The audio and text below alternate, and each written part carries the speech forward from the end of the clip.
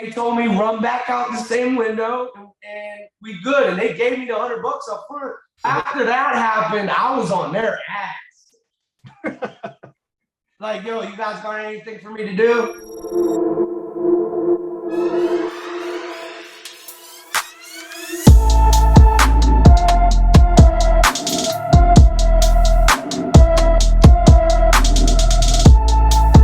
Everybody, I'm Blessed and Free. Welcome back to another episode of DOC TV. So I'm sure some of you recognize who I have on the channel. He's been on the channel before. I'm going to link the episodes that we did together in the description of this video, so you can go check them out. He's got a crazy story. He went to prison in PA. He's a white gang member. I wanted to have him back on the channel because, you know, he's been going through some shit. We've been talking, and I think it's good for the people watching to hear about what somebody goes through when they get out of prison and the struggles that you're faced with. Reality. It smacks you right in the face. So, man, for the people that don't know who you are, bro, why don't you go ahead and just introduce yourself to the people watching? So my real name is Aaron Costo. Everybody calls me Cuzzo. I'm an insane gangster Crip, which is rare because I'm white. There's not too many white Crips in our area. And what's rare about me is I actually have the highest rank in my set. Like, I have the highest rank on my side of the state. There's only two dudes who run our set in our state, and I'm one of them. And that's never happened before, a white dude. I mean, I was even in prisons where I was the head one in charge of the whole Crip gang in the prison. That has never been seen before. There was two prisons I was at that I had the highest rank, so I had to take over. So with that being said, you were in that mind state in prison with the gang, the politics, all that shit. How has it been getting on the street now and adjusting back into, you know, being a civilian, basically? Bro, it's been hard. I mean, real shit. Like, I don't want to go back to prison. I am choosing not to be a criminal and get money like that. You know, I told you that one girl, when I was living down in Florida, I got her pregnant and she's in the feds with my son. I'm on some other shit, man. I want to be there for my son. I want to be with my family. I want to make my mom proud of me. You know, I don't want her to always have to worry about me and shit. What would you say has been like the biggest struggle for you? Adjusting to how people are with their mouths.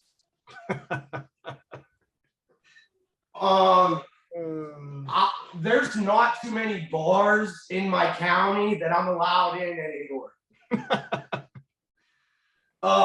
And so what does that mean? So you just were going up in the bars and someone was getting slick out of the side of their neck and you weren't having it? No, and see, this is another hard adjustment. I'm not used to waiting. You don't wait when the words get said that it's on. It's on. It's on. You don't wait. So if dude ain't getting up off his bar stool, I'm running over there and stealing him. And most of these dudes, like, I guess the thing is to just run, talk shit, and then end it with a fuck you. Well, my girlfriend and friends think that I need to learn how to do that.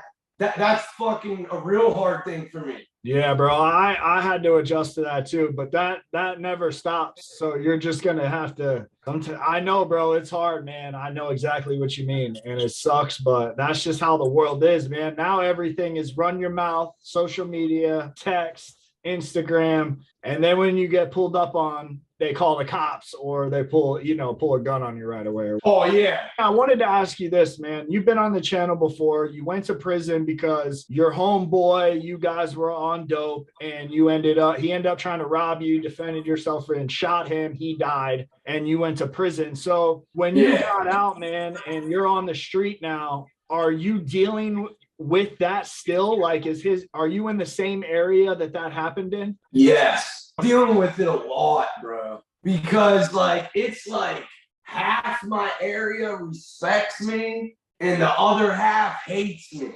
because of how I was when I was a teenager. Yeah, thugged up. I was running around like a wild act. Like, it was not hard for the cops to get me because it was the white boy.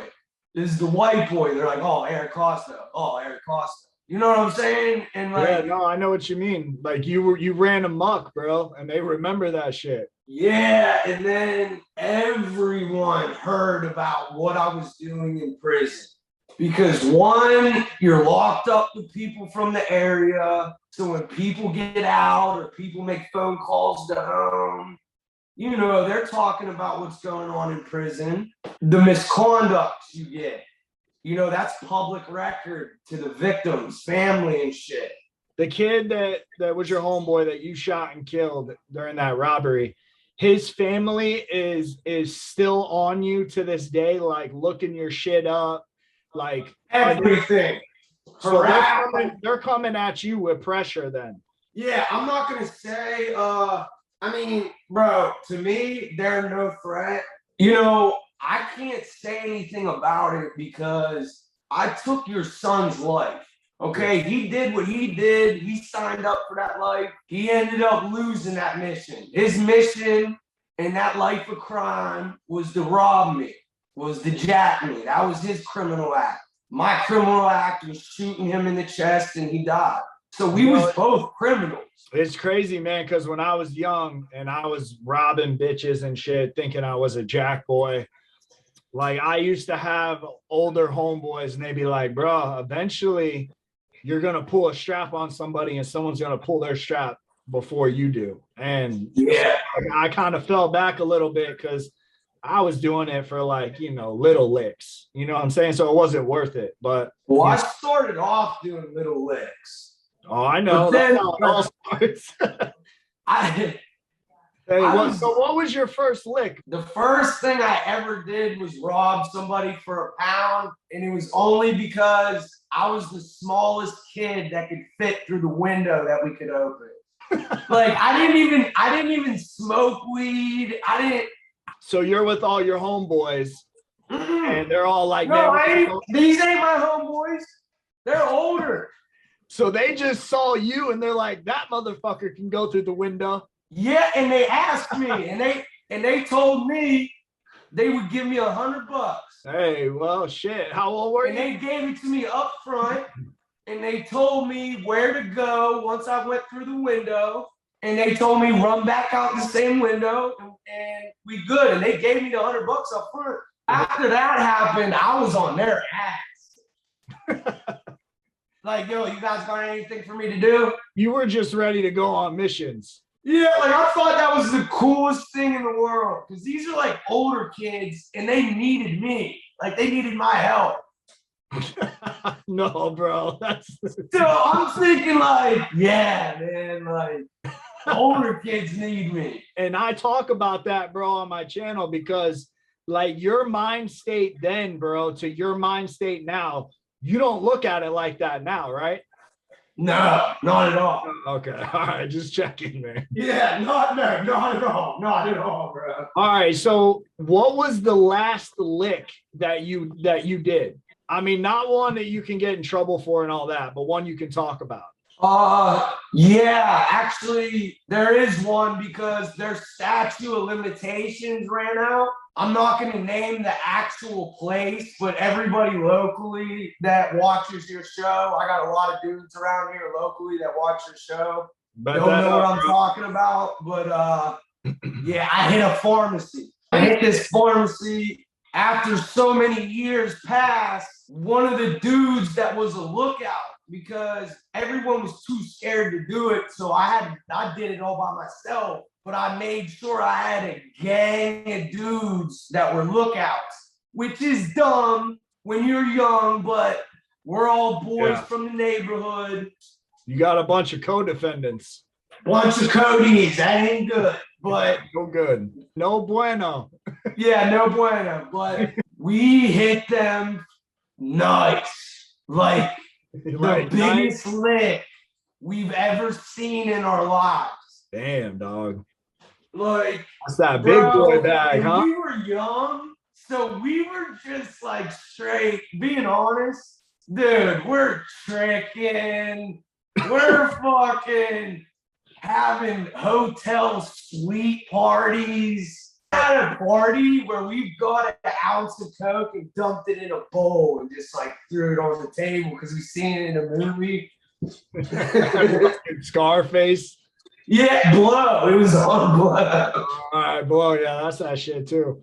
So the reason why I asked you that, man, on the last lick is because I want the people watching to see your first lick went $100 climbing through a window. You're a jit when you did that, right? And I asked you what the last lick you did was. And for the people watching, that's the progression that the life of crime is there to offer you. Like little shit that you did as a jit to now you're doing shit that potentially, man, like you could have got they could have gave you an elbow for that shit if you would, you know what I'm saying? So all day long. And that's why I do the channel, because I want people to watch and see that this shit's no joke. I would have got ratted on, snitched on 2 years earlier, bro. I'd have got 15 to 30 for that shit all day long as a plea. You know, you've done a lot of time, man. You've lived a life. What would you say was the one thing that you took from, you know, the thug life and learned from it to where? Oh, I hate it now. I hate it now. I'm a contradiction, okay? I'm always gonna be me. Everything I went through in my life was my life, my choices. I suffered the consequences. I did the time for everything. I feel I am who I am. But at the same time, I'm done. I'm done hurting people.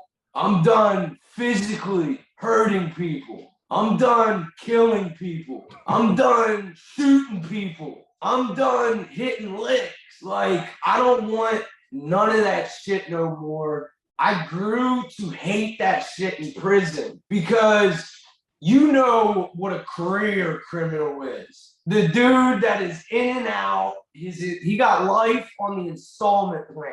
That happens to a lot of us. A lot of us, where we spend more of our life in fucking prison than we do in the real world. And I've seen what fathers went through, the pain that they went through that were locked up and couldn't be with their kids. Also seen the pain in letters. You know, you got homies like, man, read this shit, man. Or you on a visit and you see this kid not wanting to let go of his dad. You know, the kid crying. He don't want to leave his dad, but he got no fucking choice because that's how our country is. So then what you're saying, man, it sounds like is pain is what made you want to change. Yeah, and see, a lot of people swore up and down because of the way I was in prison. They were like, oh, he's a lost cause. He's going right back. I mean, this is family members. You know, I've been out 14 months, ain't been arrested once yet. Man. Not once. That's what's up, bro. I took this shit serious. Just like when I entered prison, I wasn't a gang member. I didn't become an official. I was affiliated, but I was never official. I became official in prison, and I went all in on that lifestyle. I sold drugs the entire 11 years I was in prison. Caught two felony charges, extra ones in prison. Beat them, 4 felony convictions. Fucking beat an investigation for a fucking murder. You fucking done it all, dog.